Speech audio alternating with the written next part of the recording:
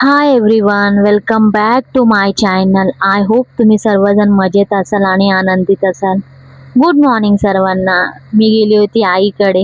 ही माझी आई आहे आणि माझ्या लहान बहिणीची ना मुलगी आहे. तिचा बड्डे आहे 1 तारखेला.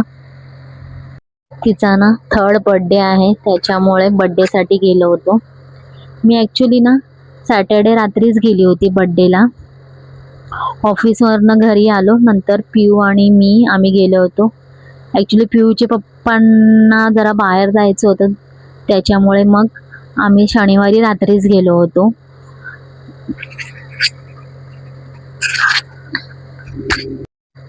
सकाळी उठल्यानंतर आईने मस्तपैकी गरम पाणी दिलं होतं.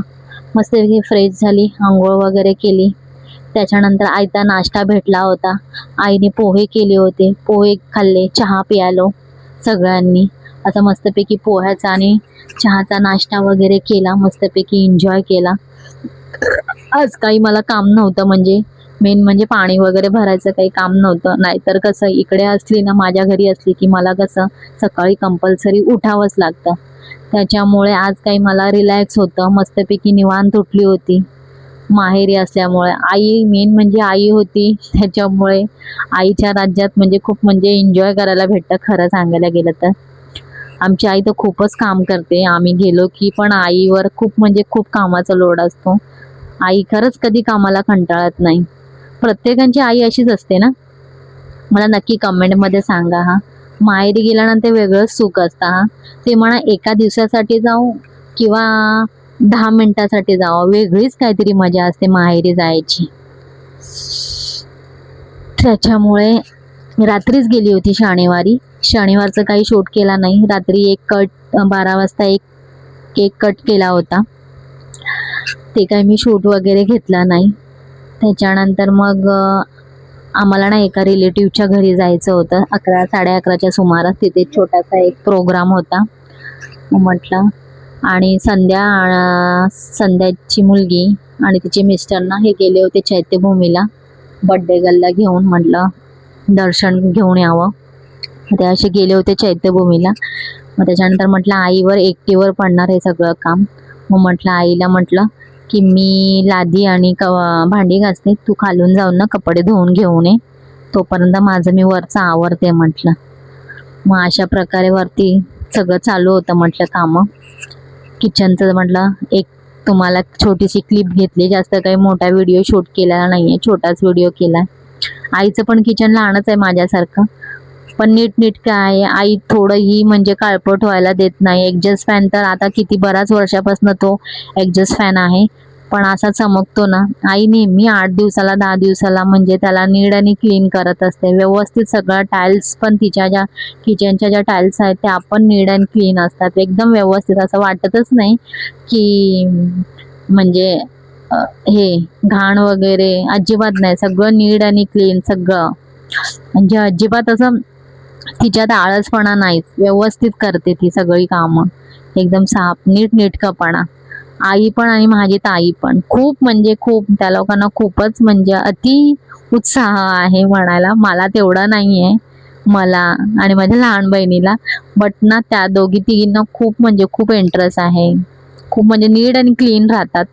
आम्हाला कसं जॉबमुळे जास्त काही जमत नाही, पण त्या खूप नीट आणि क्लीन व्यवस्थित करतात. आई आमची खूप म्हणजे तिला असं म्हणजे एवढं म्हणजे असं घाणेरडापणा अजिबात आवडत नाही, एकदम व्यवस्थित.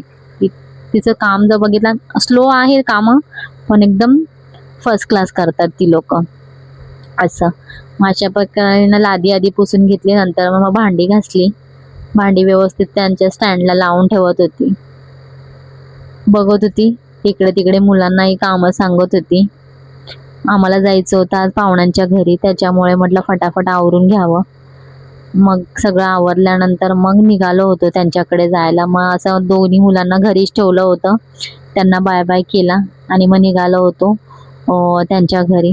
तिकडचं काही म्हणजे असं काही शूट केला नाही. मग संध्याकाळी हा बड्डेचा शूट होता. हा तिला सरप्राईज प्लॅन केला होता. म्हटलं तू बाहेरून ये, एंट्री कर, आमची एंट्री कर. पण तिला काही राहवतच नव्हतं. दरवाजा उघडा, मला आत यायचंय, दरवाजा उघडा, मला आत यायचंय म्हणून अशी ओरडत होती. तिला तिचंच लागलं होतं की म्हणते मी कधी आतमध्ये येते, कधी मध्ये. आधी ते असं झालं होतं. आधी तिला म्हटलं गिफ्ट्स देऊया, त्याच्यानंतर म्हटलं केक कट करूया. अशा प्रकारे बघा ती मस्तपैकी गिफ्ट्स घेऊन बसली. हां. तिला काही ओपन करता येत नव्हतं, पण तिचा म्हणजे तिचा उत्साह वेगळाच होता, की मी कधी बघते ह्याच्यात काय आहे आणि काय नाही.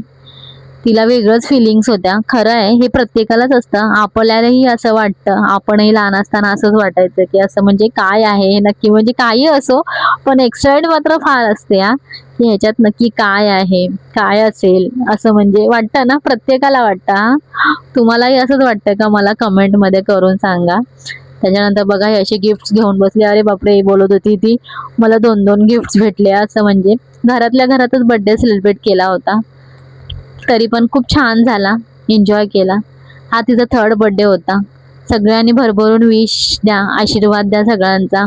खूप मोठी हो. सर्व इच्छा तिच्या आकांक्षा पूर्ण व्हाव्यात अशी देवाचरणी प्रार्थना आहे. खूप गोड आहे आणि गोंडच आहे हो. हां. अशा प्रकारे केक वगैरे कट केला. तिला यावर्षी गरज नाही लागली हां, तिच्या मम्मीची किंवा पप्पांची. मस्तपैकी केक वगैरे कट केला.